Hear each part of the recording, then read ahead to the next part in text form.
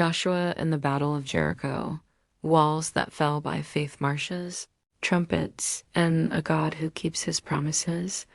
The sun beat down on the plains of Canaan as the people of Israel stood before their first great challenge, Jericho. The city loomed before them, fortified, intimidating, its thick walls rising like a fortress of defiance. Behind those walls, Jericho's warriors waited, confident in their defenses. Israel, for all their numbers, had no battering rams, no siege engines, no ladders. They were wanderers fresh out of the wilderness. But they had something greater, the promise of God. God's strange strategy. The Lord spoke to Joshua, Moses' successor, with instructions that defied human logic. "See, I have delivered Jericho into your hands, along with its king and its fighting men." Joshua 6-2. Then came the plan. For 6 days, the army was to march once around the city, silently, following the Ark of the Covenant carried by priests.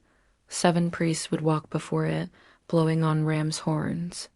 On the 7th day, they would circle the city 7 times. Then the priests would sound a long blast, and all the people would shout. The walls would collapse, and the city would be theirs. No swords raised, no siege weapons employed, just faithful obedience to God's word, the march of faith, and so they marched. Day after day, Israel rose with the dawn, lined up in formation, and circled Jericho once in silence. The only sounds were the measured footsteps of thousands and the eerie echo of ram's horns. Inside Jericho, fear mounted. The people of the city watched from the walls, bewildered by this strange ritual. On the 7th day, the air was charged with expectation. This time, Israel marched not once, but 7 times around the city. At the end of the 7th lap, Joshua gave the command, "Shout, for the Lord has given you the city." The priests blew their horns, and the people lifted their voices in a thunderous cry. The walls fell flat, then it happened. The massive walls of Jericho, symbols of human strength and security, collapsed in an instant. Dust filled the air. Stones tumbled. The city that seemed impregnable crumbled at the sound of faith-filled obedience. Israel surged forward, taking the city just as God had promised. Only Rahab, the woman who had sheltered the spies, and her family were spared in fulfillment of the oath sworn to her. Themes woven through Jericho's fall won. Faith, the people had no power to topple Jericho's walls on their own. They had to trust God's word, even when his plan made no earthly sense. True faith is not passive, it moves forward, even when the path seems strange. 2.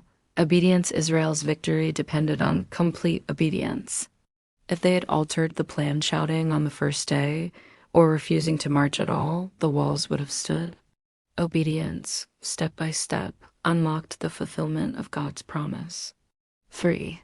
God's faithfulness. From Egypt to the Jordan River, God had been leading his people. Jericho's fall was another proof. God keeps his promises. The land he swore to Abraham, Isaac, and Jacob was now being placed into the hands of their descendants. Conclusion.